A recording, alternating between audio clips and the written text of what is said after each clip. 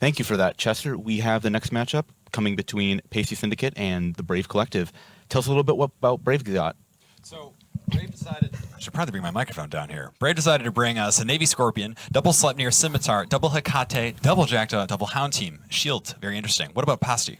Paisti have brought a Golem, a Navy Scorpion, a Claymore, a Scimitar, an Orthros, a Flycatcher, 2 Purifiers, and 2 Hounds. So it's interesting to see 2 shield setups, actually, because we've been seeing heavy armor. Match is beginning right now. Who do you think has the advantage right off the bat, just looking really quickly? I want to see if Brave can use those Sleipnirs to alpha the Hounds and the Purifiers off the field. If they can, I think they'll have a strong lead in order to take that damage off of their Sleipnirs and their Scorpions going forward into the match. Definitely. Both of these teams warping in at max range. They're both moving away from the arena as fast as they can. It looks to me like we have Paisti like really pulling back hard. You know, if you ask me, I think that it's going to be a question of can Brave use their light missile and their projection to kill these Purifiers and Hounds that Paisti has quickly enough to get their Navy Scorpions and Sleps on top of their more like juicy targets like the Speaking of Sleps, we can already see that one of the Sleipnirs for Brave Collective is already into low armor. He's having to run his ASB flat out and he's getting reps from the Scimitar, but I don't know if it's going to be enough to sustain him. These Purifiers and Hounds are doing maximum damage to him. Do you think that it's a good idea to try to primary a Sleipnir right away?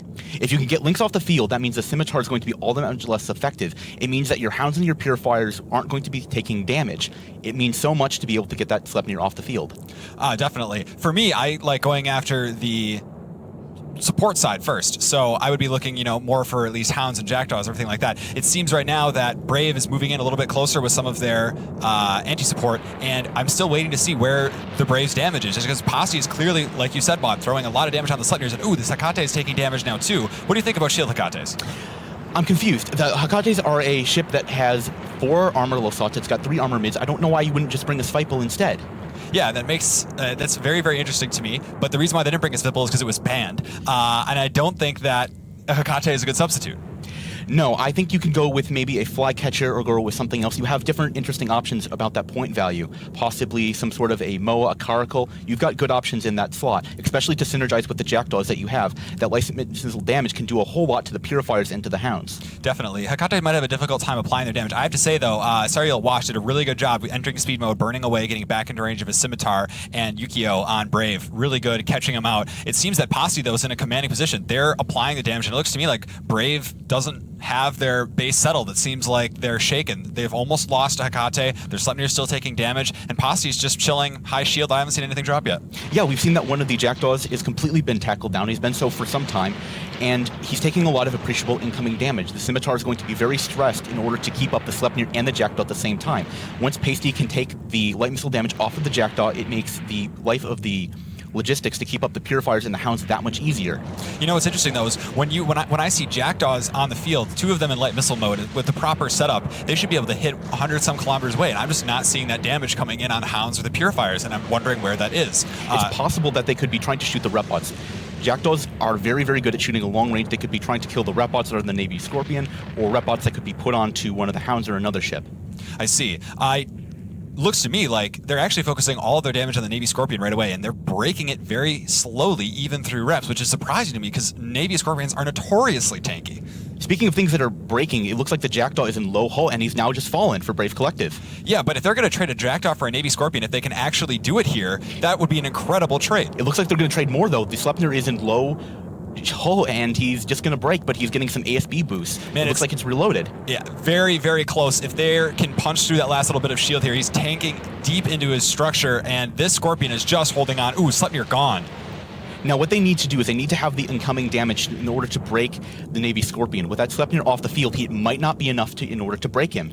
I think Brave went all in on a Navy Scorpion, like we've seen some of the other teams, and I think it's a really bad call. Go after the Scimitar, go after an Orthros, go after the support wing, but going after the tankiest, biggest EHP brick with an entire team behind it right off the bat, I think that's a desperation play, and they paid for it. I gotta say, I think Brave Collective actually misplayed this. They needed to get some of the Purifiers and the Hounds off the field. You have the Jackdaws that can do it. You have the Hecates. While it's not the best pick, they still do an incredible amount of blaster damage that can tackle and then kill one of them. Yeah, the thing about the Hecate is, like blaster fit or rail fit, they still should be fast enough to get in, do damage, and at least hold down the Purifiers and the Hounds on Paisti's side. I mean, Paisti, I think, went with a much smarter setup. They have an Orthrus and a Flycatcher, which are going to do a lot of dangerous damage to T3Ds, forcing them back. But right now, it looks like they're pushing a Hekate down into low structure as well. I have to say, Scimitar pilot Yukio doing everything he can, but I think things are just kind of falling apart on Brave. Yeah, Yukio's doing an excellent job of trying to keep his team up, but it's not enough. You can only rep so many things. You only have so much rep power. Paisti lost their Navy Scorpion, but they traded a Sleipnir and a Hekate. That's an excellent trade. And 4 ships down for 1. And yeah, that was the core backbone of Brave's damage is double Sleipnir. And now the Scimitar is going to be struggling to keep a Hekate up.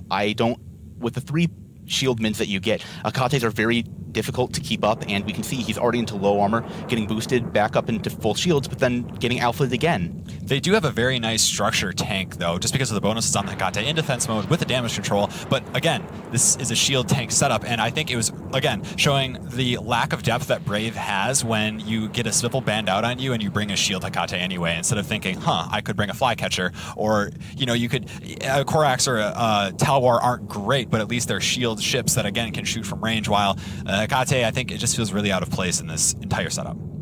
Yeah, it seems like Brave, when they got the ban, they had the setup and they didn't have anything that they could fill into it.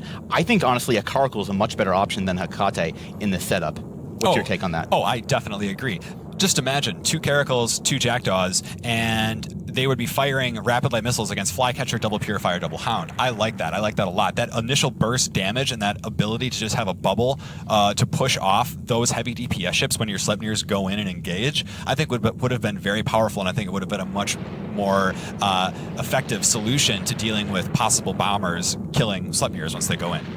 Now we can see that Brave is still trying to primary the Golem, the remaining battleship on Paisti's side, but again, I think that's a terrible call too. Under the Scimitar reps, he's just not going to break, at least not in time before their own Navy Scorpion and their own Hounds fall. I like this entire game, how the Navy Scorpion has just been completely covered with missile TDs, which I think is an interesting choice. I personally, being on Paisti's side, would have thrown the missile TDs over to the Jackdaws, just because those light missiles, if you can just short their range, are going to make life for your bombers a little bit easier, a little bit nicer. The Navy Scorpion isn't going to be doing all that much damage, but again, really can't complain too much because Paisti looking very good, and I think Brave just kind of floundering around completely out of their element, making kind of bad calls. Yeah, I think Paisti just really showed that they're the better team, and they're going to be advancing into the winner's bracket, and more importantly, with this win, they've secured their spot in the top 16. Yeah, that's super great. Is it top 16 where you get a callback for AT, or no? Yes, with that, you get automatically invited into the next AT. Very cool. We're just getting word now. We always get a little bit late, but that actually was Brave's Navy Scorpion. So Paisti, again, is showing how well they play the game because they kill the Scorpion, leaving the... Yes, it is a flagship. So the Navy Scorpion on Brave collective side is a flagship. Paisti, again, showing their mastery of the game by killing the flagship first. That way they can loot it, and finishing the game off in style afterwards. Yeah, I really like the spirit of this Brave Collective Scimitar. He's still repping up the Jackdaw. He's been repping things admirably, but not enough. I think Yukio played very well, actually. Like, I saw him get on the Hekate. The Hekate pulled away in speed mode. He was there. I mean, he was doing everything right against, a Flycatcher Orthrus kind of team, especially when you're looking at, Golem, Claymore, Scorpion DPS. That can all reach out and touch these T3Ds, and shield tanked Hekate, as you were saying, moderator, isn't a lot of EHP to work with, and he was right there on top of it. I mean, he was flying very, very well, doing everything he could. Yeah, you can see he's got a lot of discipline, and I would hope that he comes back next year to fly with Brave Collective. I think he's got a lot of depth and quite a bit of talent. Yeah, so with the match finally slowly wrapping up here, the real question remains is how much did Brave actually lose in their Navy Scorpion, and why would you choose a Navy Scorpion flagship over, let's say, a Balgorn? What would your decision or thought process be on that mod? So bringing a flagship usually is some sort of indicator of what your end game kind of very best setup typically incorporates if you're on one of the upper level teams, because it means that you want to bring that ship and you want to avoid the ban. So that means that if you can avoid the ban, you can usually bring that ship.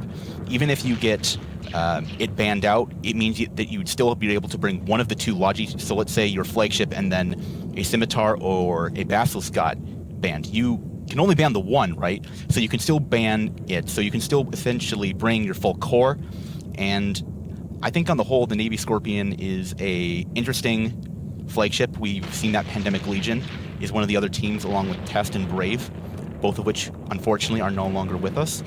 So at the end of the day, in this meta that you're seeing so far, and what you know, because you've been captain for a number of successful tournament teams, are you feeling that armor, because of the heavy preference to armor ships, as in the Ashimu, the Balgorn, and the Kruger, is better, or shield?